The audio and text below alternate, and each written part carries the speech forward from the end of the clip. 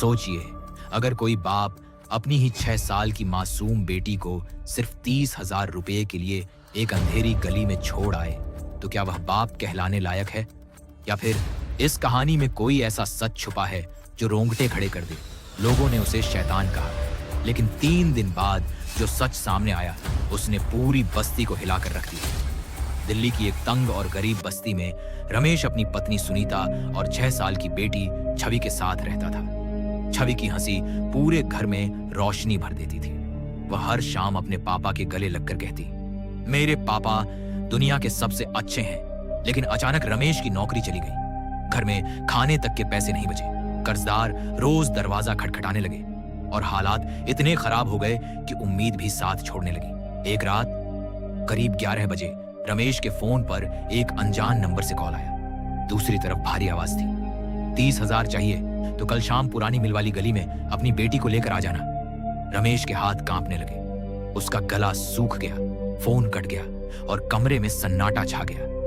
पूरी रात वह जागता रहा, कभी सोती हुई छवि को देखता, कभी छत को। अगले दिन शाम को लोगों ने देखा कि रमेश अपनी बेटी का हाथ पकड़कर घर से निकल रहा है। छवि मासूमियत से पूछ रही थी, पापा हम कहां जा रहे हैं? रमेश चुप था। उसकी आंखों में आंसू थे, लेकिन कदम रुक नहीं रहे थे। रात होते ही खबर आग की तरह फैल गई कि रमेश ने अपनी बेटी को 30,000 में बेच दिया। सुनीता बेहोश होकर गिर पड़ी। बस्ती वालों ने रमेश को गालियां दी। किसी ने कहा, ऐसे बाप को जिंदा जला देना चाहिए।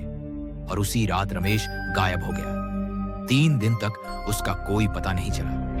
उधर शहर के एक सुनसान इलाके की पुरानी जर्जर इमारत में कई मासूम बच्चियां बंद थीं। छवि भी वहीं डरी सहमी बैठी थी।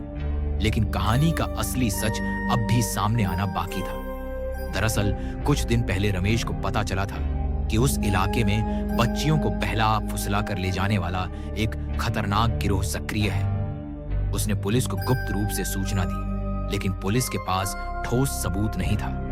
गिरोह को रंगे हाथ पकड़ने के लिए अंदर से जानकारी चाहिए थी और कोई भी अपनी जान और अपनी औलाद को खतरे में डालने को तैयार नहीं था। तब रमेश ने एक ऐसा फैसला लिया जिसने उसे लोगों की नजर में गिरा दिया। उसने गिरोह से संपर्क किया, 30,000 रुपए लिए ताकि वह उनका भरोसा जीत सके और पुलिस को सही समय और सही जगह बता सके। 3 दिन तक वह बाहर रहकर पुलिस के साथ हर पल नजर रखता रहा। उसका दिल हर सेकंड डर से कांपता था कि कहीं उसकी बेटी को कुछ हो न जाए। तीसरी रात करीब 2 बजे अचानक पुलिस की गाड़ियों ने उस इमारत को चारों तरफ से घेर लिया। दरवाजे तोड़े गए, अंदर से चीखें गूंज उठी। अपराधी भागने की कोशिश करने लगे, लेकिन इस बार वे बच नहीं पाए। एक कमरे के कोने में डरी हुई छवि बैठी थी और तभी पुलिस के साथ अंदर आया। रमेश छवि दौड़कर अपने पिता से लिपट गई। पुलिस इंस्पेक्टर ने सबके सामने कहा, अगर रमेश हिम्मत न करता तो आज ये गिरोह फिर बच जाता। उसने अपनी बदनामी और अपनी जान की परवाह किए बिना हमें अंदर की जानकारी दी। अगले दिन पूरी बस्ती में सन्नाटा था। जो लोग कल तक उसे शैतान कह रहे थे, आज उसकी आंखों में देखने की हिम्मत नहीं कर पा रहे थे। सुनीता रोते हुए रमेश से लिपट गई और छवि ने फिर वही कहा, मेरे पापा दुनिया के सबसे अच्छे हैं। लेकिन रमेश की आंखों में आंसू थे।